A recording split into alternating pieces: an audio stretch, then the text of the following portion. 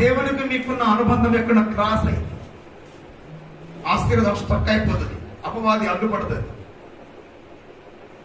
పరిశుద్ధాత్మ దేవుడు మరొకసారి అడుగు పెడితే మీ ఆశీర్వాదం అనే వార్త లోపల అవతరించబడడం. హల్లెలూయా, హల్లెలూయా. అడుగు పెడితే చాలు, అడుగు పెడితే చాలు. ఎక్కడెక్కడ నీళ్లు మెట్టగట్టినాయో అవన్నీ కూడా తెగి ఒకటేసారి వస్తాయి. ఆమేన్. అరే ఇప్పటిదాకా నీళ్ళు ఎక్కడ పోయినాయి? ఇవన్నీ ఎక్కడ మెట్టగట్టినాయి? ఒకసారి చూడండి, నీళ్లు ఎత్తి పోసే కాడ చూడండి నురుగు ఎలా ఉంటుందో. నువ్వు కష్టపడితే మేలు దొరకదయ్యా, నా వేసేది వేసే సార్.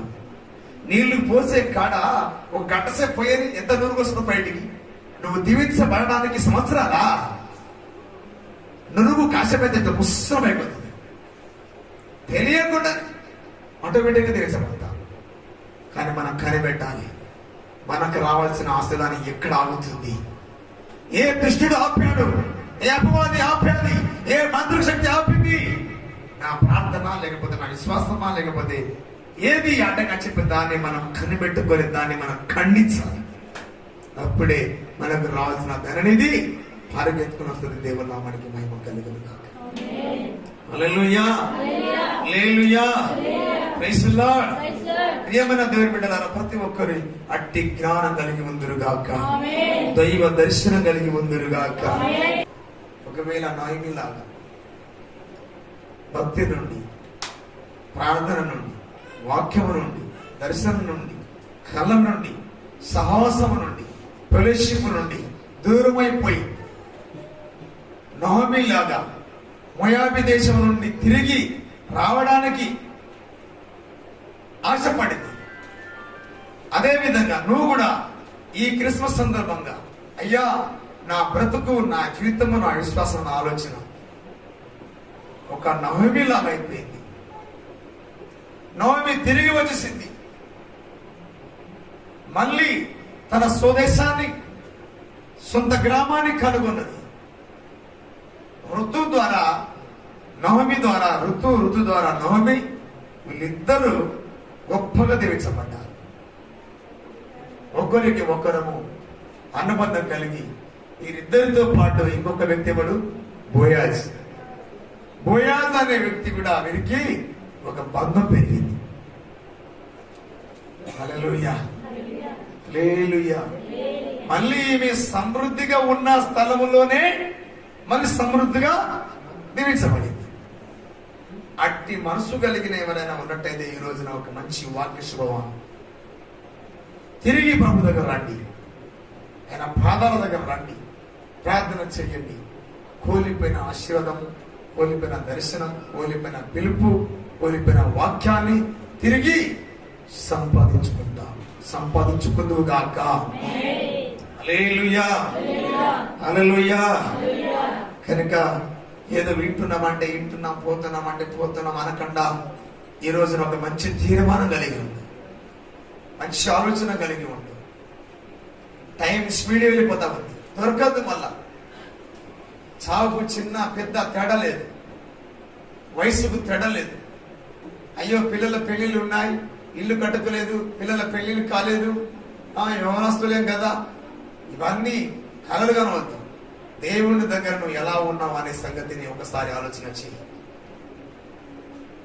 మనం చూస్తూనే ఉన్నాం, చిన్న చిన్న పిల్లలు, యవన బిడ్డలు, చదువుకునే పిల్లలు, పెళ్లి కాని పిల్లలు, పెళ్లి అయినాక చండి బిడ్డలు, తల్లులు, తండ్రులు వీళ్ళందరూ వెళ్ళిపోతున్నారు. చావుకు ఏమాత్రం తడలేదు కనుక నువ్వు చనిపోతే ఎక్కడికి వెళ్తావనే సంగతి నీకు తెలియకపోతే నువ్వేం క్రైస్తవుడయ్యా? చనిపోయిన తర్వాత నువ్వు ఎక్కడికి వెళ్తావు అనే సంగతి తెలియకపోతే నువ్వేం క్రైస్తవుని? పక్కా తెలుసుకోవాలి, నేను క్రైస్తవుని, నేను బ్రతుకుతే భూమి మీద బ్రతుకుతా, నేను కన్ను మూస్తే దేవుని వాళ్ళలో ఉంటా, పరలోకంలో ఉంటానని దేవునికి ఉంటాను. మరియమ్మని ఎలా ఎన్నుకున్నాడో నిన్ను యేసు ప్రభు అదే విధంగా ఎన్నుకున్నాడు. నీకంటే బలవంతులు, ధనవంతులు, మాటకారులు ఉన్నారు, కానీ నిన్నెందుకు ప్రేమించాడు దేవుడు? నిన్నెందుకు పిలిచాడు? నా దగ్గరికి రా బిడ్డ, నిన్నెందుకు పిలిచాడు? నీకంటే మంచి గొప్ప లేరా? జ్ఞానవంతులు లేరా? బుద్ధిమంతులు లేరా? జ్ఞానవంతులు లేరా? వారికి ఎందుకు పిలవలేదు దేవుడు? నిన్నెందుకు పిలిచాడు? నువ్వు అంటే దేవునికి చాలా ఇష్టము గనుక యేసయ్య నిన్ను పిలిచాడు. ఆమేన్. నిన్ను పిలిచాడు. నువ్వే ఆయన కొరకు బ్రతుకుతావు, నువ్వే ఆయన కొరకు సాక్షాత్గా ఉంటావు, నువ్వే ఆయన కొరకు త్యాగం చేస్తావు, నువ్వే ఆయన కొరకు స్వార్థ ప్రకటిస్తావు అని చెప్పి నిన్ను పిలిచాడు. ఆయన ఒకటే మార్కు స్వార్థ 3:13 తనకు నచ్చిన వారిని పిలిచాడంట, తన దగ్గరే చేర్చుకున్నాడు. అలాగనే ఈ రోజున ఆయనకు నచ్చిన వారుగా ఉందుము గాక. ఆయనకు నచ్చిన వారే ఉంటేనే దగ్గరికి ఉంటాం. యేసు ప్రభు వారు భూమి మీదకి దిగి వచ్చిన తర్వాత యెహోవా చేత వాపసం పొందుకున్నప్పుడు పరిశుద్ధాత్మ ఆకారములో ఆయన మీద ఆవరణ దిగి వచ్చింది. ఈయన యందు నేను ఆనందిస్తున్నాను అన్నాడు దేవుడు. ఆమేన్. ఈ రోజున నీ యందు దేవుడు ఆనందించును గాక, సంతోషించును గాక, సంబరపడును గాక. హల్లెలూయా, హల్లెలూయా. దేవుని నామానికి మహిమ కలుగును గాక. ఎలాగనగా దైవత్వము యొక్క సర్వ పరిపూర్ణత శరీరము యొక్క క్రీస్తునందు నివసించుచున్నది, మరియు ఆయన యందు మీరును సంపూర్ణులై ఉన్నాడు. ఆయన సమస్త ప్రధానులకును అధికారులకును శిరస్సై ఉన్నాడు. ఈ ప్రపంచకానికే మన యేసయ్య శిరస్సై ఉన్నాడట. ఏమై ఉన్నాడు? శిరస్సై ఉన్నాడు.